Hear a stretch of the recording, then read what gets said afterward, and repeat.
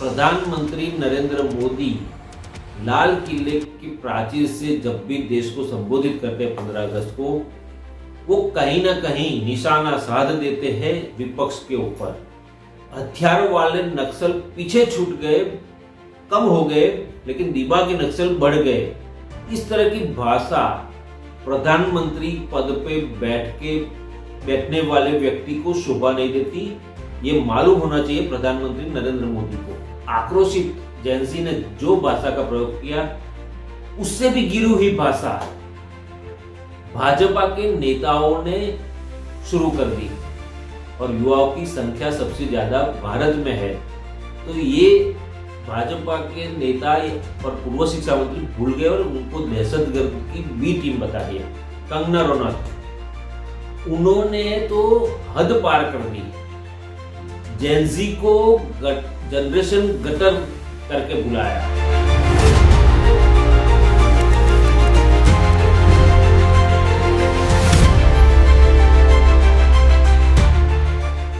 दोस्तों नमस्कार। जैसे शेयर बाजार में सेंसेक्स कई बार लुढ़क के गिर जाता है, वैसे ही आजकल हमारे देश की राजनीति में भी ये हाल हो गया है। दोस्तों मैं इसलिए कह रहा हूं कि प्रधानमंत्री पद पे विराजमान होके जो व्यक्ति भाषा का जिस तरह से इस्तेमाल होना चाहिए वो और पद की गरिमा को बनाए रखना चाहिए, वो आज भूल गए हैं। और जिस तरह से विपक्षी नेताओं को नवाजा जाता है शब्दों से, वो काफी शर्मसार करने की बात है। दोस्तों जिस तरह से 15 अगस्त को आजादी के जश्न के माहौल में लाल किले की प्राचीर से प्रधानमंत्री नरेंद्र मोदी ने देश को संबोधित किया, ये वो प्राचीर है जब देश पहली बार आजाद हुआ 1947 में। तब जवाहरलाल नेहरू समेत कई प्रधानमंत्रियों ने इस प्राचीर से हर 15 अगस्त को देश को संदेश दिया है। यहां से देश को संबोधन करने का मतलब होता है देश को कोई एक ऐसा संदेश देना जिससे आने वाले समय में जो भी सरकार सत्ता पे है वो ये काम करेगी और विकास और जिस तरह से लोगों की अपेक्षाएं है उसको परिपूर्ण करने की दिशा में आगे बढ़ेगी। ये नाता ये संदेश देने के लिए ये प्राचीर से संबोधन किया जाता है। जबकि पिछले 12 सालों से ये देखा गया कि प्रधानमंत्री नरेंद्र मोदी लाल किले की प्राचीर से जब भी देश को संबोधित करते हैं 15 अगस्त को, वो कहीं ना कहीं निशाना साध देते हैं विपक्ष के ऊपर। और जैसे चुनावी सभा को संबोधित कर रहे हो इस तरह से संबोधन करते हैं। और ऐसा ही अभी जो फिलहाल 15 अगस्त 2026 का लाल किले से उनका संबोधन था, उसमें उन्होंने दिमागी नक्सली कहा लोगों को। और जिस तरह से विपक्ष को पहले अर्बन नक्सल करके बुलाया था और आज अब दिमागी नक्सल कह के बुलाया, और जिस तरह से संबोधन किया कि हथियारों वाले नक्सल पीछे छूट गए, कम हो गए, लेकिन दिमागी नक्सल बढ़ गए। इस तरह की भाषा प्रधानमंत्री पद पे बैठने वाले व्यक्ति को शोभा नहीं देती। ये मालूम होना चाहिए प्रधानमंत्री नरेंद्र मोदी को। खैर छोड़िए, ये तो चलता रहता है, राजनीति है। लेकिन राजनीति में सत्ता पक्ष हो या विपक्ष हो, सभी नेता सिक्के के दो पहलू हैं। और दोनों पार्टी के सांसद हो, नेता हो, प्रवक्ता हो या कार्यकर्ता हो या सोशल मीडिया का इन्फ्लुएंसर हो, वो जिस तरह की भाषा का प्रयोग करता है, सही में अपने सभ्य समाज को शर्म आती है। जैसे मैंने पहले कहा कि जिस तरह से सेंसेक्स कई बार धड़ाम से लुढ़क जाता है और लाखों करोड़ों निवेशकों के अरमान और पैसे डूब जाते हैं, ऐसे ही जब कोई नेता, कोई बड़ा नेता बड़े पद पे बैठने वाला नेता अगर निचले स्तर की भाषा का इस्तेमाल करेगा कोई और व्यक्ति के लिए या किसी के लिए, तो सही में 140 करोड़ जनता का सपना सेंसेक्स की तरह ही धड़ाम से लुढ़क जाएगा और अरमान और सपने टूट जाएंगे। तो दोस्तों, जिस तरह से पिछले कई सालों से देखा गया है कि भाषा का जिस तरह से प्रयोग किया जा रहा है राजनीति में, चाहे वो संसद हो, चुनावी रण हो या फिर सड़क पे कोई आंदोलन हो, और जो भाषा का प्रयोग होता है वो वास्तव में बहुत ही शर्मजनक बात है अपने लिए। क्योंकि भाजपा के सांसद हो, केंद्रीय मंत्री हो, प्रवक्ता हो, जिस तरह से गाली गलौज पे उतर आते हैं। आपको एग्जांपल देता हूं। हाल ही में 20 जुलाई को जो जंतर मंतर पे जेंजी का आंदोलन हुआ, उस दौरान जो जेंजी आज की पीढ़ी जो है वो इंटरनेट और सोशल मीडिया इन्फ्लुएंसर के तौर पे भी है, इंस्टा पे एक्टिव है, सोशल मीडिया पे एक्टिव है।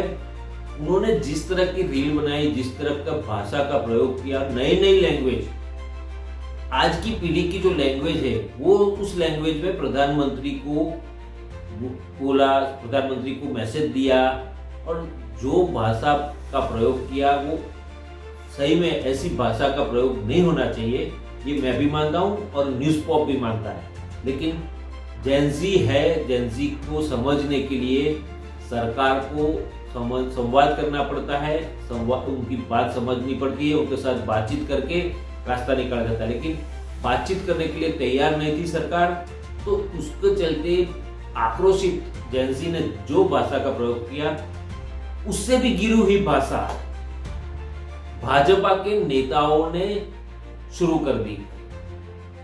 पूर्व शिक्षा मंत्री जिनका इस्तीफा ले लिया गया नीट यूजी पेपर 2026 लीक मामले में जेंजी के आंदोलन के दौरान, वो पूर्व शिक्षा मंत्री धर्मेंद्र प्रधान ने जब कॉकरोच जनता पार्टी के अगुवाई में जो आंदोलन शुरू हुआ, तब धर्मेंद्र प्रधान को पूछा गया कि कॉकरोच जनता पार्टी और जो युवा आंदोलन कर रहे हैं उसके लिए क्या कहेंगे, तो उन्होंने उनको दहशतगर्दों की बी टीम बताया था। मतलब आतंकी जैसे है, आतंकियों की बी टीम है, ऐसा बताया था। जैसे आज की पीढ़ी अपना भविष्य है, अपने देश का भविष्य है, और भारत में आपको मालूम होगा कि पूरे दुनिया में भारत में सबसे ज्यादा युवा है और युवाओं की संख्या सबसे ज्यादा भारत में है। तो ये भाजपा के नेता और पूर्व शिक्षा मंत्री भूल गए और उनको दहशतगर्द की बी टीम बता दिया। इतना ही नहीं, भाजपा की सांसद जो अभिनेत्री भी है कंगना रनौत, उन्होंने तो हद पार कर दी, जेंजी को जनरेशन गटर करके बुलाया, और जो भाषा उन्होंने इस्तेमाल की, सही में शर्म आती है कि ऐसे लोगों को हम चुन के संसद में भेजते हैं।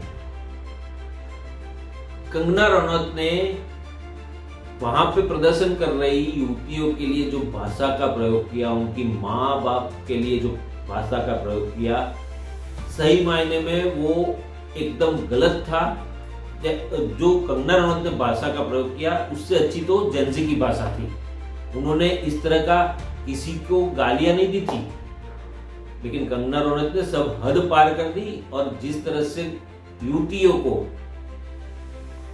जो ड्रग्स का सेवन करती है, दारू पीती है, पार्टियां करती है, ऐसा बताया, तो कंगना रनौत ने ही खुद एक कबूलनामा किया था मीडिया के सामने कि वो पार्टियां करती है, देर रात को दारू पीती है, ड्रग्स भी लिया है, ये सब बोली हुई है, और अवैध संबंध भी उसने रखे थे, ऐसी बात उन्होंने खुद कबूली है।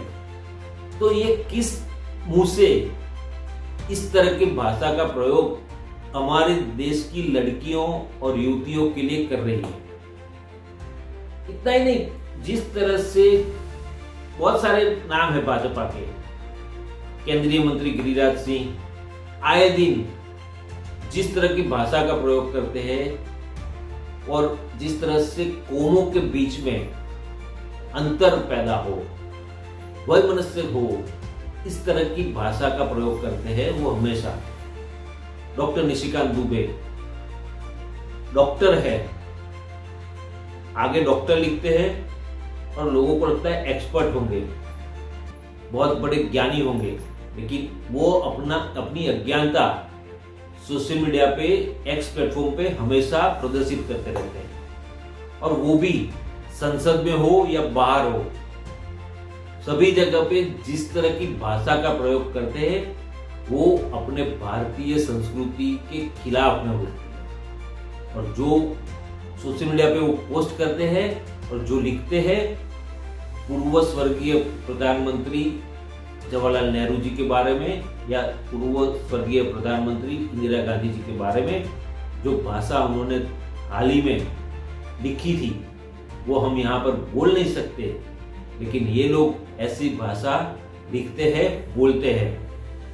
तब हमें एक मतदाता के तौर पे मुझे, आपको बहुत शर्म आती है कि हम ऐसे हमारे प्रतिनिधि है, हम ऐसे लोगों को चुन के संसद में या विधानसभा में भेजते हैं।